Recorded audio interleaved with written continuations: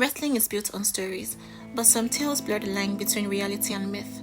Behind the bright lights and scripted matches, there are whispers of conspiracies, curses, and legends that fans have debated for decades.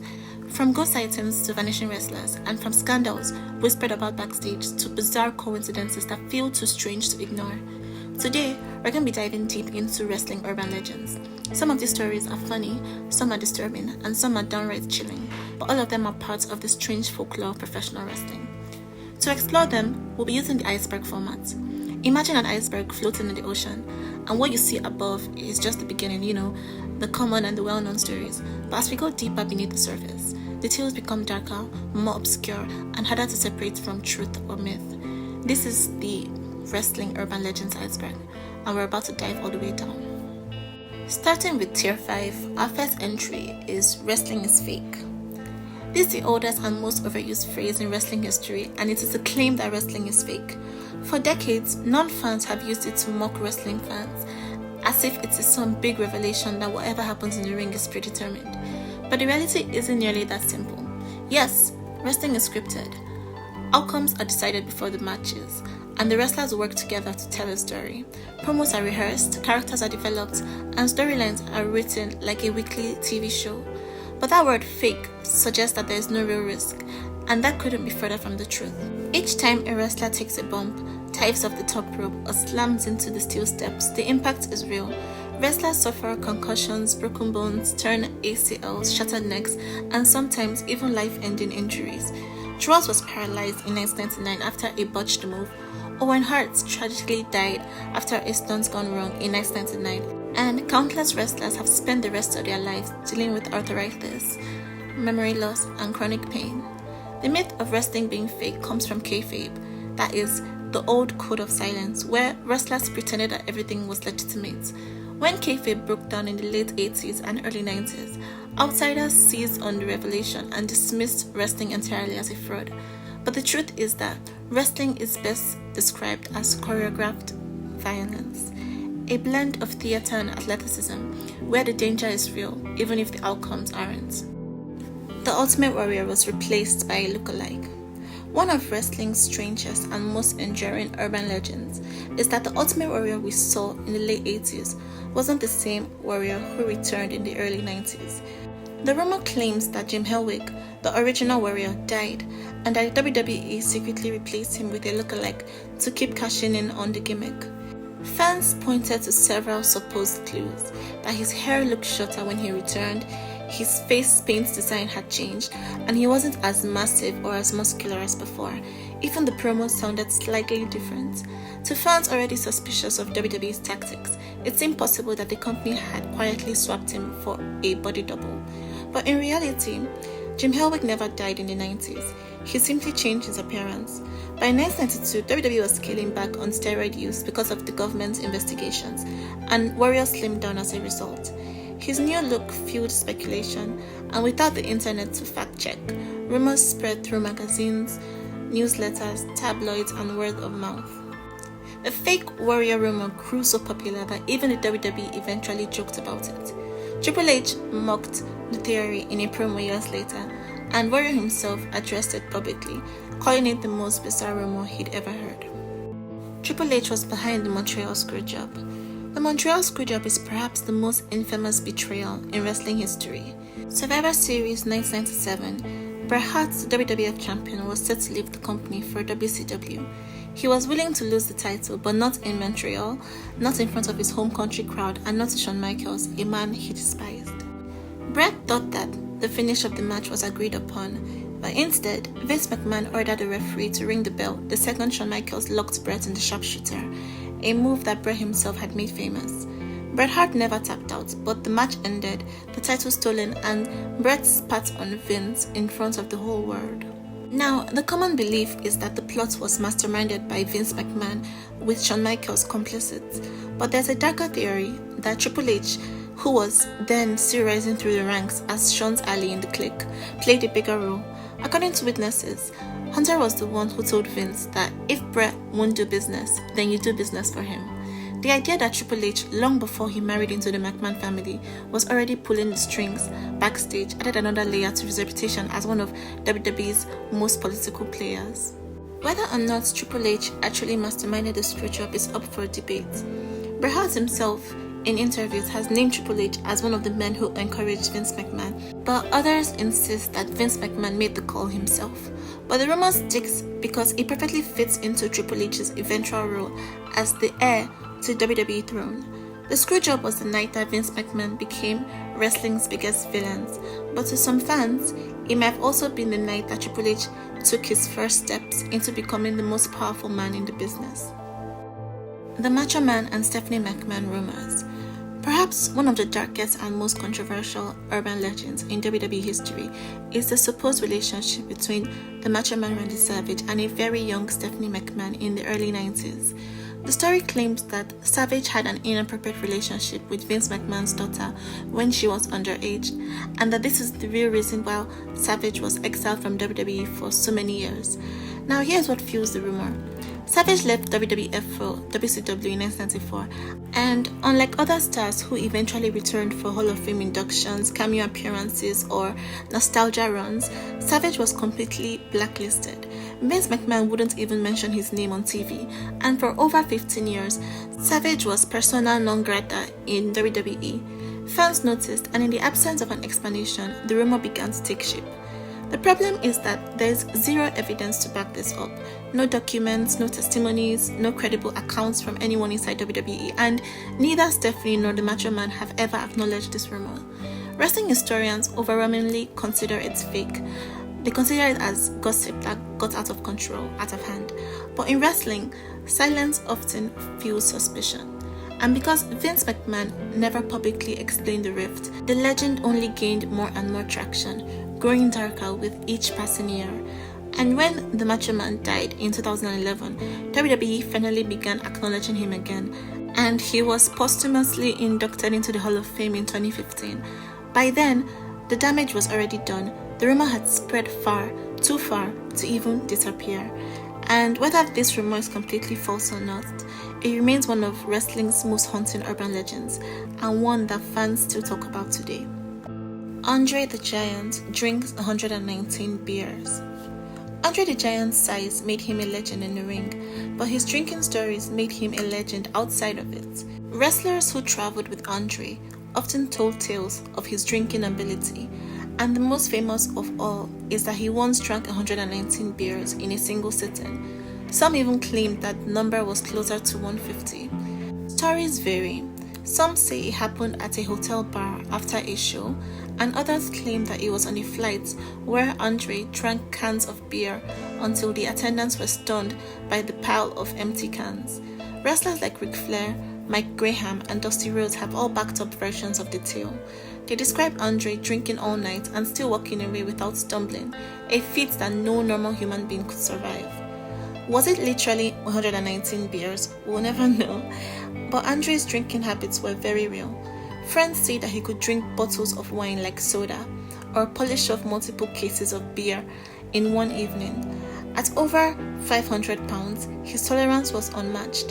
The 119 beer story has become part of Andre's mythology, less about whether the number is exact and more about reinforcing the idea that Andre lived a life that no one else could. Just as he was larger than life in the ring, his legendary drinking made him larger than life outside of it as well. The NWO were WWF spies. The New World Order, or the NWO, changed wrestling forever in 1996 when they invaded WCW. Scott Hall and Kevin Nash, fresh off their runs as Razor Ramon and Diesel in WWF, suddenly appeared on WCW TV acting like outsiders. They cut promos as if they were still working for Vince McMahon, making it seem like WWE had sent them to take over WCW. It was brilliant storytelling. So brilliant that many people, even inside the business, weren't sure where the fiction ended. In the WCW locker room, whispers spread that maybe Hall and Nash were really still on Vince's payroll, that they were probably spies sent to destroy WCW from within. Fans picked up on the theory too, pointing to WCW's eventual collapse a few years later and WWE's buyout as proof of a long-term plan. But of course, in reality, Hall and Nash simply signed huge contracts with the WCW and worked the storyline to perfection. but the idea that Vince McMahon was pulling the strings behind the scenes never went away. Even years later, some fans still joke that the Outsiders were Vince's secret agents, a conspiracy and an urban legend that blurred the line between storyline and reality better than almost anything else in wrestling history. And now we go deeper down the iceberg into Tier 4. Lita was a sex worker. Before she became one of WWE's most popular women's wrestlers, Lita, whose real name is Amy Dumas, had a rocky journey into the industry. An old rumor claims that before she made it into the big stage, she worked as a sex worker to pay for her wrestling training. The truth? Well, there's no evidence for the truth. The origin of the rumor likely comes from two things. One, Lita being open about having working odd jobs while trying to break into wrestling. And two, the sexist nature of wrestling in the late 90s and the early 2000s. At the time, female wrestlers were heavily sexualized on screen, so fans often blurred the lines between their characters and their real lives. But what we do know is that Lita actually worked as a dancer in Mexico, specifically in Mexican strip clubs, but not as a sex worker. She used that income to support herself while training in lucha libre gyms, and she even lived in Mexico for some months, studying the high-flying style that will make her stand out in WWE. From there, she transitioned into the Indies, then ECW, and eventually landed in WWF in 2000. So while the rumor of her being a sex worker is baseless, it reflects on the toxic, misogynistic culture surrounding wrestling at the time. Shawn Michaels lost his smile because he didn't want to lose to Bret Hart. In 1997, Shawn Michaels delivered one of the most infamous promos of his career. Standing in the ring with tears in his eyes, he told the WWF audience that he had to surrender the championship because he had quote-unquote lost his smile. He claimed a knee injury made it impossible for him to continue, but fans and wrestlers alike whispered a different story, that Shawn had used the excuse to avoid losing to Bret Hart. The rumor ties into the very real animosity between Shawn and Bret. Their backstage feud was filled with intense fights, insults, and real-life hatred. And at the time, Bret was set to wrestle Shawn at WrestleMania 13, but instead of dropping the belt, Shawn vacated it, claiming injury. The timing fueled theory that Shawn had simply refused to do the job for Bret. There is some evidence supporting this rumor. Shawn's knee injury was later described by doctors as minor, as the kind of issue that many wrestlers would have worked through. And Bret himself had said that Shawn faked the seriousness of it, and even The Undertaker hinted that Shawn ducked out to protect his own ego. But to be fair, Shawn's injuries and substance abuse issues were catching up to him in 1997. He did wrestle again later that year, though, but it just makes fans wonder how bad his knee injury really was. Whether it was injury or politics, the "Lost My Smile" speech has gone down in wrestling lore as one of the greatest examples of Shawn Michaels playing both sides of reality, blurring truth and manipulation in a way that only 90s HBK knew how to do. The Fabulous Moolah was a pimp. The Fabulous Moolah is celebrated as one of the most influential women in wrestling history, but her legacy is clouded by one of the darkest accusations in the business. For decades, rumors have circulated that Moolah acted as a pimp, exploiting and abusing the very women she claimed to train. Moolah ran a wrestling school where young hopefuls lived on her property and worked under her control. Wrestlers like Mad Maxine and Sweet Georgia Brown's families have accused her of taking most of her students' earnings, leaving them nearly broke. More disturbingly, multiple accounts allege that Moolah arranged for some of her trainees to be sent out to promoters, not just for wrestling gigs but for sex work, against their will. While some wrestlers defended her, the allegations became almost impossible to ignore. In 2018, WWE attempted to name a women's battle royal after her, but fan backlash was so intense that Snickers, a major sponsor, pressured the WWE to change it. That alone shows how deeply the rumors have damaged her reputation. Whether every story is true or not, the consensus in wrestling history is that Moolah exploited her trainees financially, and there's credible testimony pointing to even darker abuses. The Moolah was a pimp legend isn't just gossip. It's a stain on her legacy and one that WWE can never fully erase. The Hardcore Championship was a smashed-up WWE championship. The Hardcore Championship, introduced in 1998, was one of the most bizarre belts in wrestling history. Duct taped together, shattered plates, and leather hanging loose, it looked like a belt that had survived a crisis, a war. But that wasn't an accident. According to legend, the Hardcore title was literally a smashed-up replica of the WWF Championship. The story goes that Vince McMahon wanted a belt that embodied the chaos of hardcore wrestling. No rules, weapons everywhere, fights spilling backstage, and many more. Instead of commissioning a new design, they supposedly took an old WWF title belt, beat up with a hammer, taped it back together, and handed it to Mick Foley, the first ever hardcore champion. Now, there's truth here actually. The hardcore title was a broken championship. Specifically, it was a shattered replica of the old WWF Winged Eagle belt. The plates were cracked, the strap was cut, and tape held it all together. It was never meant to look prestigious. It was meant to look dirty, cheap, dangerous, and fitting for matches that involved trash cans and steel chairs. The hardcore title became iconic for its 24/7 rule, where anyone could challenge for it anywhere, anytime, and in airports, hotel lobbies, and anywhere they wanted. By the time it was retired in 2002, it had gone through over 200 title changes, and it all started with a broken belt. One man's trash turned into one of wrestling's strangest treasures. Kevin Sullivan was a real Satanist. In the 1980s, Kevin Sullivan built his wrestling persona around dark imagery. Leading the Army of Darkness in Florida, Sullivan dressed in robes, painted symbols on his face, and cut promos about evil, blood, and sacrifices. His angles often involved rituals, candles, and cryptic chants. It was shocking for TV at the time, and it earned him a reputation as wrestling's first Satanist. But the rumor went further, that Sullivan wasn't just playing a character, that he really was involved in satanic worship. Fans pointed to his deep knowledge of occult references in promos and the intensity of his performances. Even other wrestlers weren't sure. Dusty Rhodes once joked that Sullivan scared the hell out of him because he wasn't sure where the gimmick started and ended. But in reality, Sullivan has never denied being a Satanist, and he has also never admitted it. But he admits that he studied occult books and references to make his character more convincing, but it was always performance. The rumors resurfaced later when his wife Nancy left him for Chris Benoit, and after the Benoit tragedy in 2007, conspiracy theories even tried to link Sullivan's old Satanist persona to the murders, a cruel and unfounded accusation. The truth is that Kevin Sullivan was simply ahead of his time. His Prince of Darkness gimmick blurred the line between character and reality so well that people are still debating it decades later. In wrestling, that's the ultimate success, but it's also the ultimate curse. Triple H married Stephanie McMahon for power. Triple H's marriage to Stephanie McMahon has long been one of the most scrutinized relationships in wrestling history.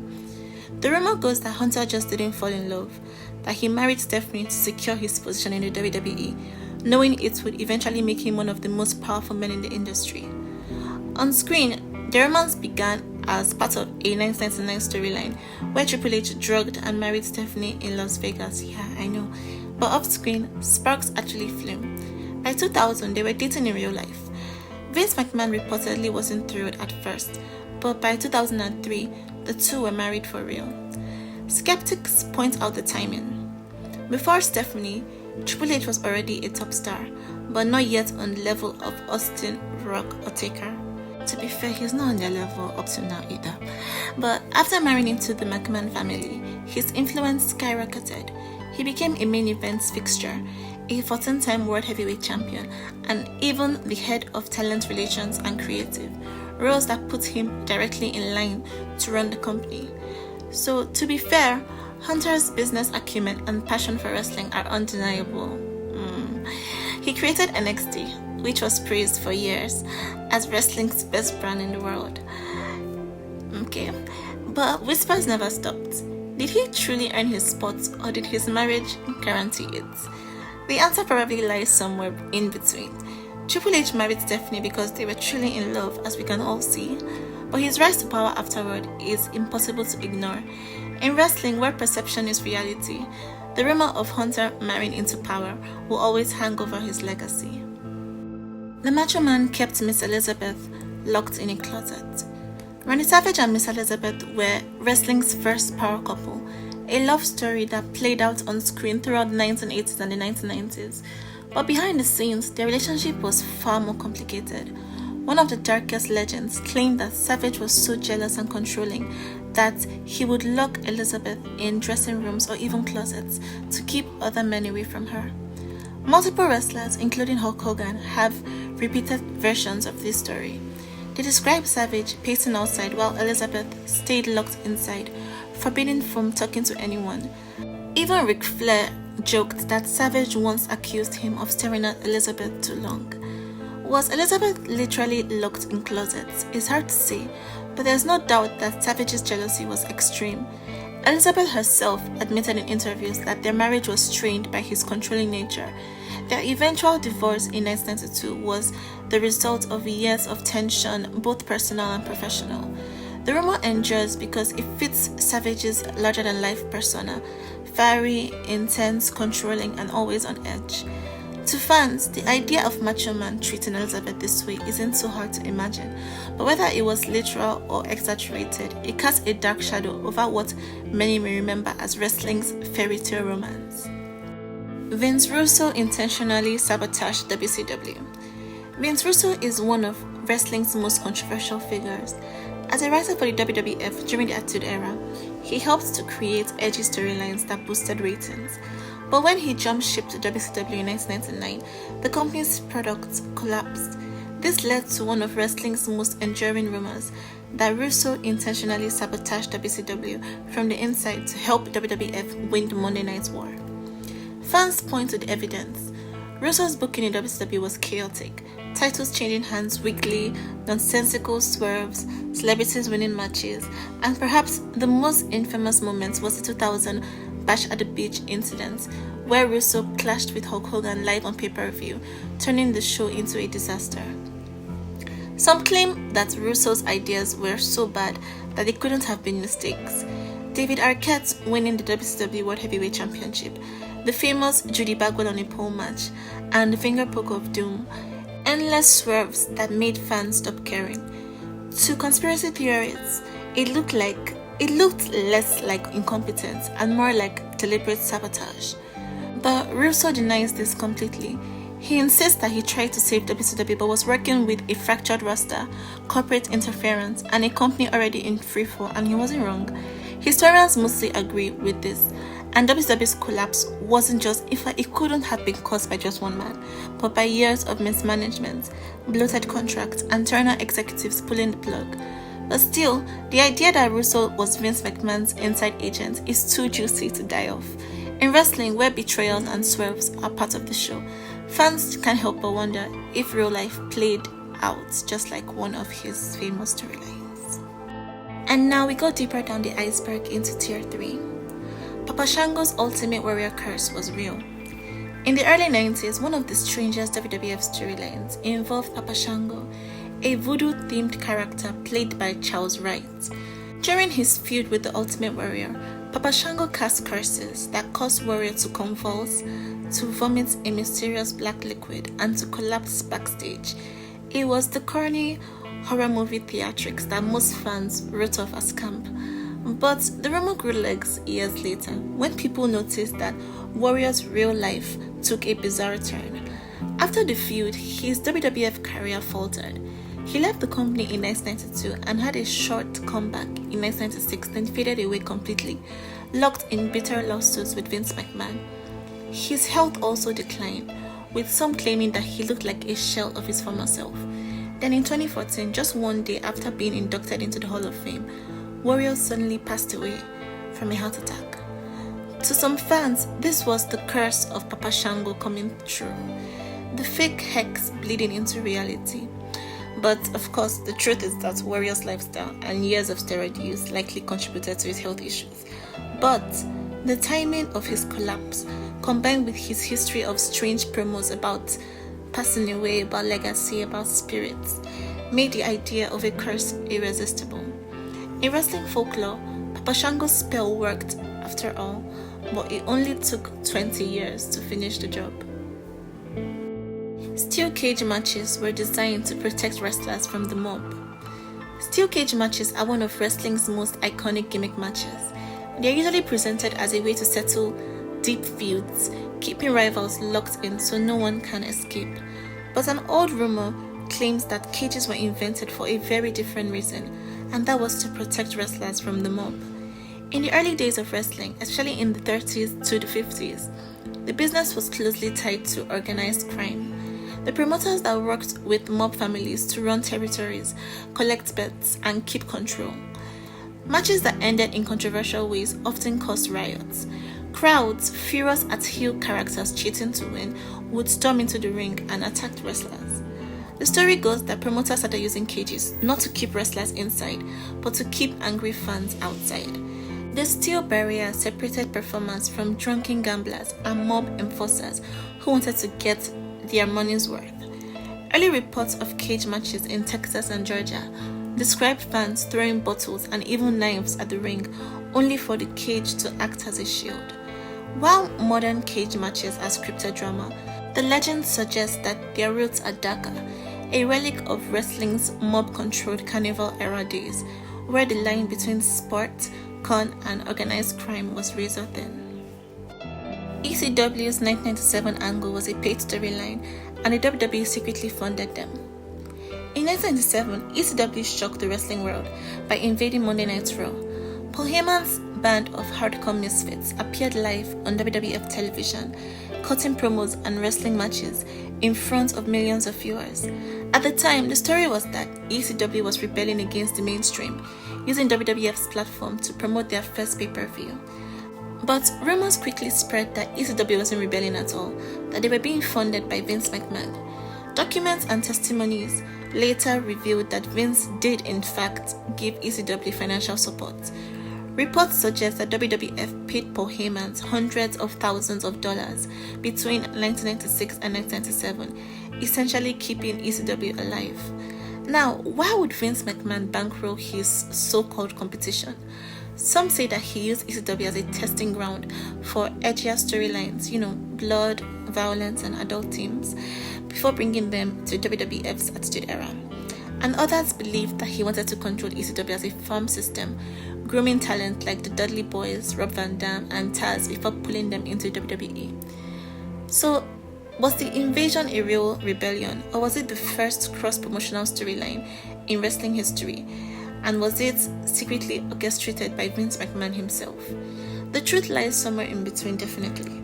ECW was underground, yes, but its survival was tied directly to the man they were supposedly rebelling against.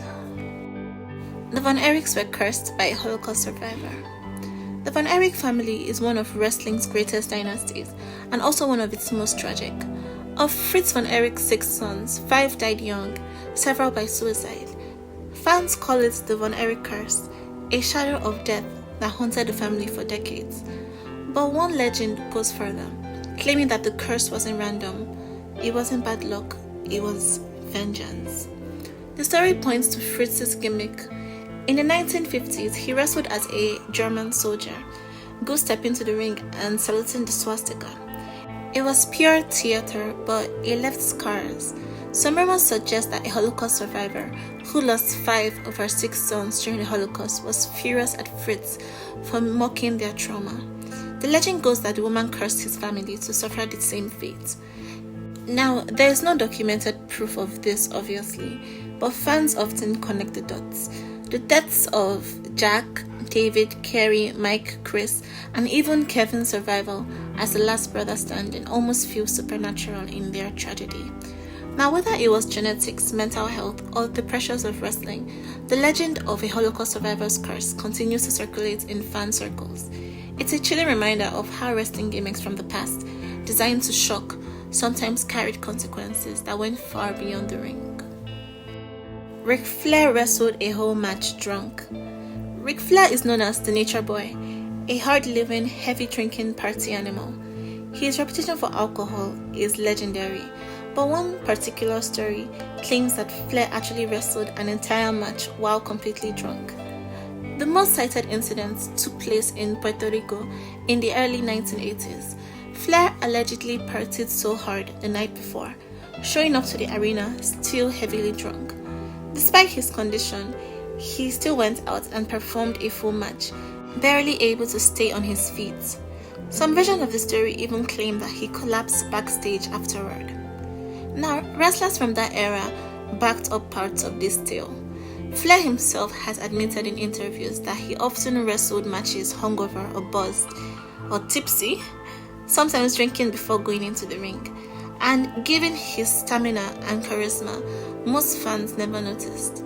So was he completely drunk for an entire match? That may be exaggerated, but considering Flair's lifestyle, 20 drinks a day at his peak, by his own admission by the way, it's not really impossible to imagine. The legend only reinforces this myth. Ric Flair lived the gimmick 24/7 even when it nearly destroyed him. Lex Luger killed Miss Elizabeth.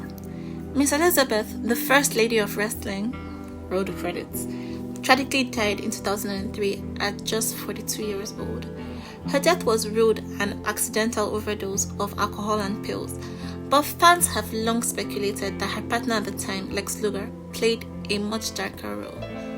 Elizabeth had been living with Lex Luger in Georgia, and police reports revealed that their relationship was volatile. Just weeks before her death, Luger was arrested for domestic violence after neighbors heard violent arguments. On the night that Elizabeth overdosed, police found drugs throughout the homes, steroids, painkillers, and more. The official report states that Elizabeth mixed alcohol with painkillers, leading to respiratory failure. Now, Luger was never charged with her death, but fans point to his influence, his lifestyle, and their turbulent relationship as indirect factors. Some go further, some saying that he supplied her with drugs that night or failed to save her when she overdosed. Lex Luger himself has expressed deep regrets, admitting that he spiraled into addiction and dragged Miss Elizabeth down with him. Whether he directly caused her death or not, the tragedy remains tied to his name, fueling the Lex Luger killed Miss Elizabeth legend, if not literally, then symbolically.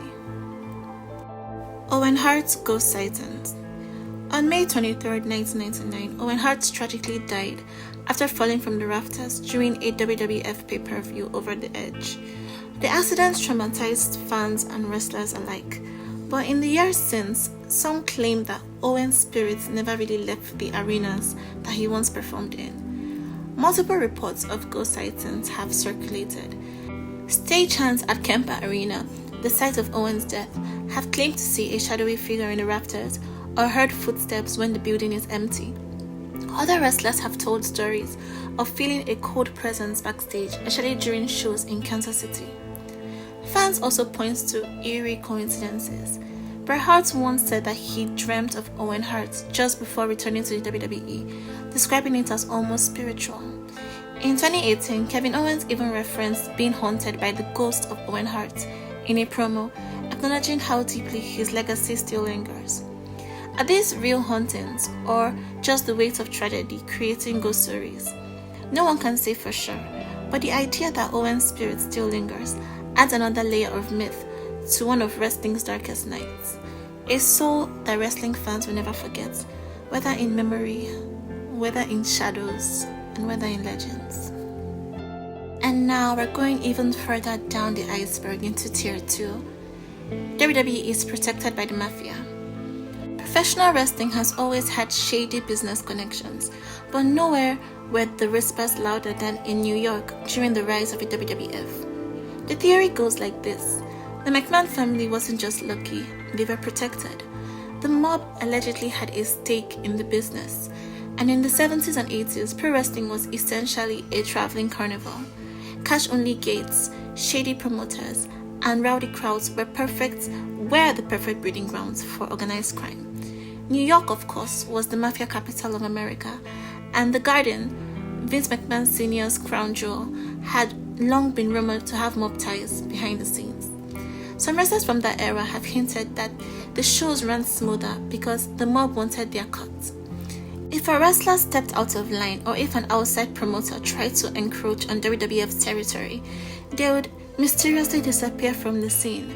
And when Vince McMahon Jr. took over the company and made it national, The story goes that his immunity from government crackdowns, even during scandals like the steroid trial and many more, weren't just luck, it was protection. No smoking gun had ever been found, but the idea of the WWF being shielded by mob money is one of those urban legends that refuses to die. Wrestling has always blurred fact and fiction, and the thought of the mafia backing Vince fits right into the business's shady reputation. The Undertaker's gimmick was inspired by an actual mortician that Vince McMahon met. Now, Mark Calloway's The Undertaker character is one of the most iconic gimmicks in wrestling history, and he's also my favorite wrestler. But where did Vince McMahon get that idea? Well, according to wrestling lore, Vince McMahon once crossed paths with a mortician who left a chilling impression on him. The man supposedly had the exact aura of death, quiet, stoic, and unsettling. Rumor has it that Vince McMahon told his creative team that that's a character and that's someone who belongs in our ring. Now, whether or not this meeting actually happened, fans believe it because The Undertaker's gimmick always felt eerily authentic. His debut at Survivor Series 1990 wasn't just another colorful cartoon character like Doink the Clown or the Repo Man.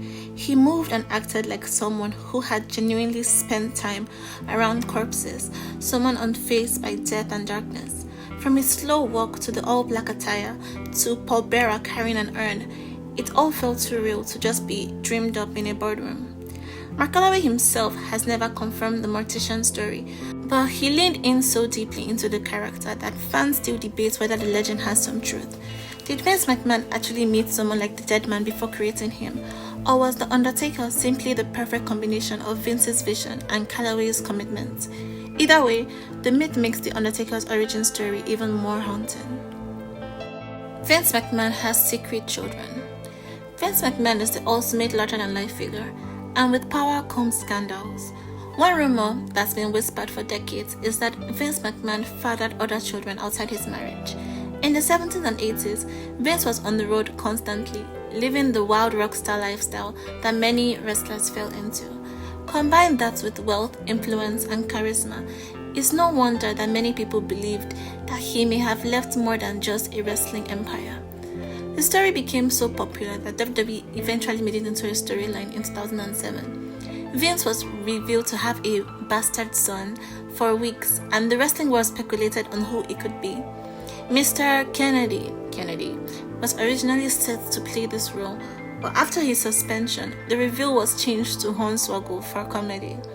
And while fans laughed, others pointed out how close the storyline was to real rumors about Vince's personal life. Now, there has never been any proof or any concrete proof of Vince having other children, but the rumor persists because it's believable.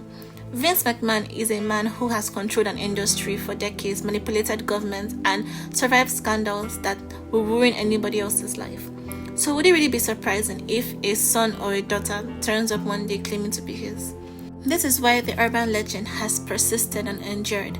It's outrageous, but with Vince McMahon, it feels possible. The Undertaker's Ministry of Darkness was a real cult.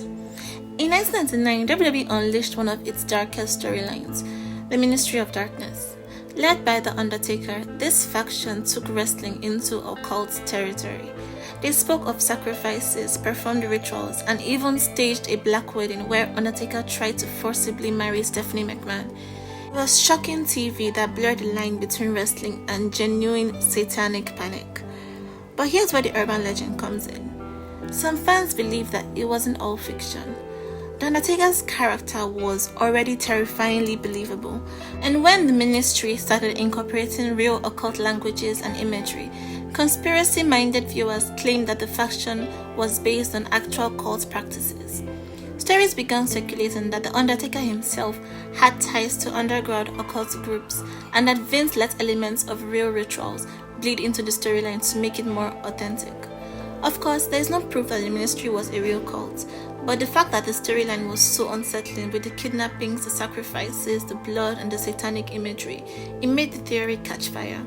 And at the height of the Attitude Era, when WWE was accused of corrupting youth and pushing boundaries too far, the ministry blurred entertainment and genuine fear in a way that still creeps out fans today. The Ultimate Warrior used to be a paid escort. The Ultimate Warrior was known for his explosive energy, wild promos, and comic book-like physique.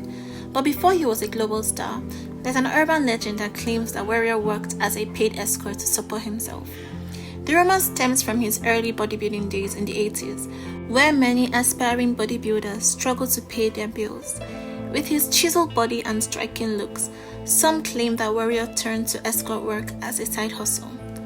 The story has never been verified, and it likely originated from whispers among rival wrestlers who wanted to tarnish his reputation. Warrior was famously abrasive backstage, and many wrestlers resented him, making him an easy target for rumors. Still, the escort story stuck around because it sounded just believable enough. In an industry filled with wild side hustles and outrageous backstories, it didn't seem completely impossible.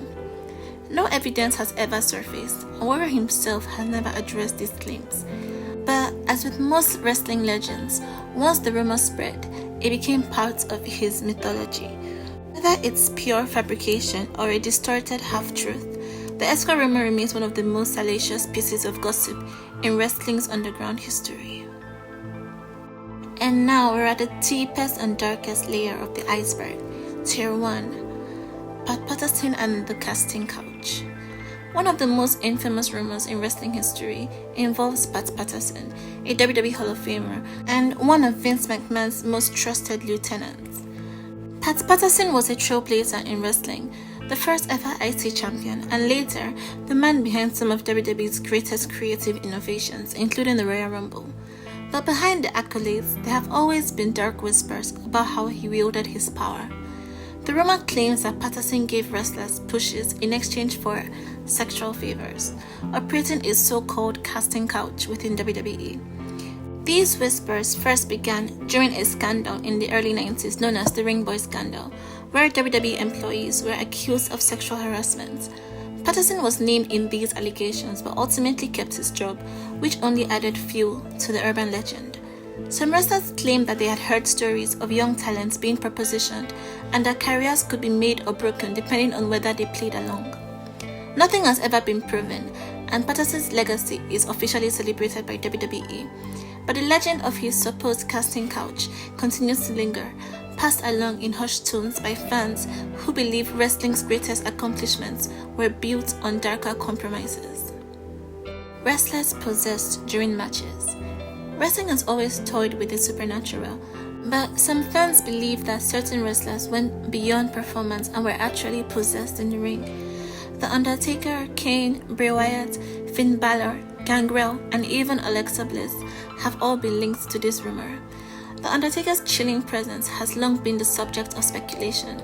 His ability to stay in character for decades made people wonder if he had tapped into something otherworldly.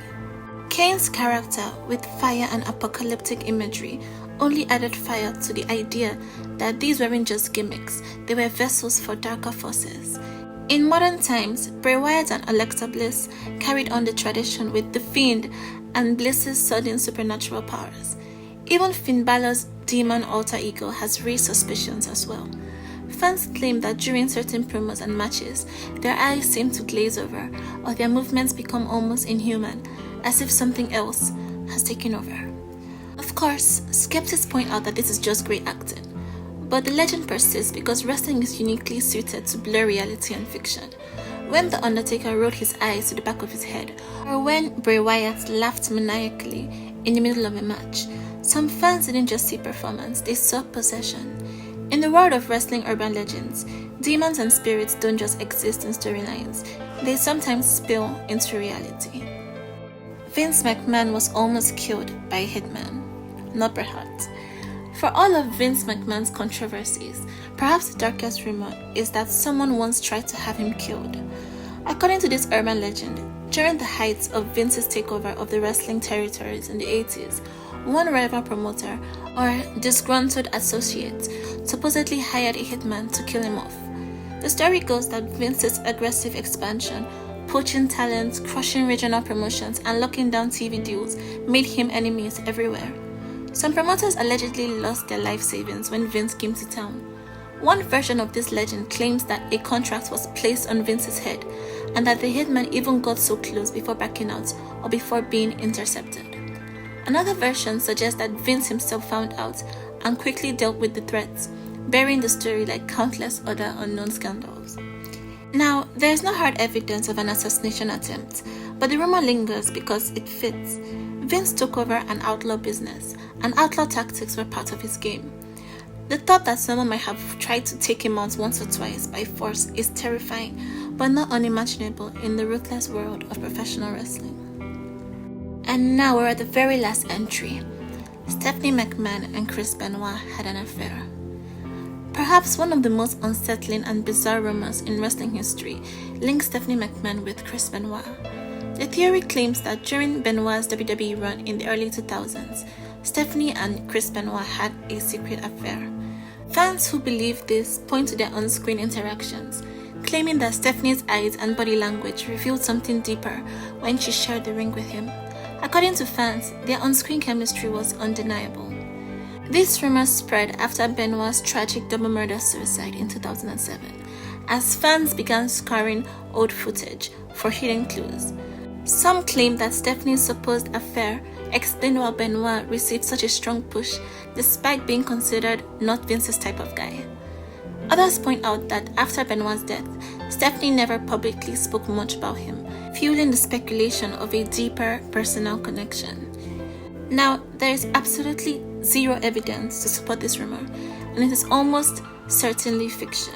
But the fact that fans still whisper about it just shows how desperate people are to explain Benoit's dark legacy. In this wrestling iceberg, this one stands out as a reminder that sometimes legends are less about truth and more about the eerie patterns that people convince themselves they see.